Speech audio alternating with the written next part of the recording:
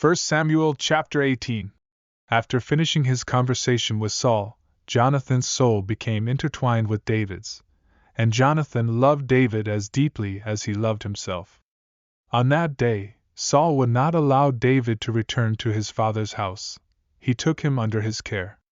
Jonathan and David established a covenant because of their strong affection for each other. Jonathan removed his robe and gave it to David, along with his garments, sword, bow, and belt. Whenever Saul sent David out, he acted wisely, and Saul appointed him over the men of war. He gained favor in the eyes of the people and Saul's servants. As they returned from David's victory over the Philistine, the women from all the cities of Israel came out singing and dancing to celebrate, playing tambourines, and rejoicing with musical instruments. The women sang and responded with these words: "Saul has slain his thousands, and David his tens of thousands." This saying displeased Saul greatly, and he was filled with anger. He thought, "They have ascribed tens of thousands to David, but only thousands to me. What more can he have but the kingdom?" From that day on, Saul kept a close eye on David. The next day, an evil spirit from God came upon Saul, and he prophesied in his house while David played the harp, as he did at other times. A spear was in Saul's hand, and he hurled it, saying to himself, "I'll pin David to the wall."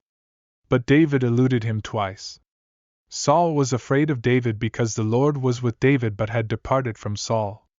Saul removed David from his presence, and made him commander over 1,000 men. David led the troops in and out, and he acted wisely in all his ways, and the Lord was with him.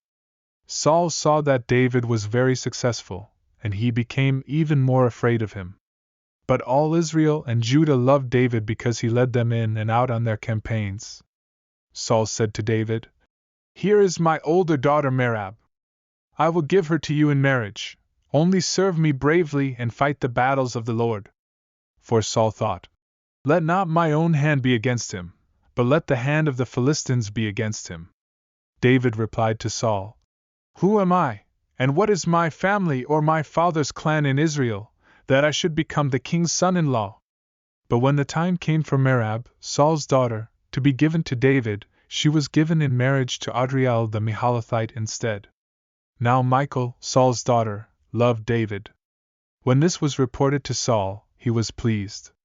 Saul said, "I will give her to him, so that she may be a snare to him and the hand of the Philistines may be against him." So Saul said to David, "Now you have a second opportunity to become my son-in-law." Saul ordered his officials, "Speak to David privately and say, 'Look, the king likes you, and his officials all love you. Now become his son-in-law.'" Saul's officials spoke these words to David in private. But David said, "Is it a small matter to become the king's son-in-law? I am only a poor man and little known." When Saul's officials relayed these words to him, David was pleased to become the king's son-in-law. So, before the wedding day arrived, David and his men went out and killed 200 Philistines. He brought their foreskins and presented the full number to the king so that he could become the king's son-in-law. Then Saul gave him his daughter Michal in marriage.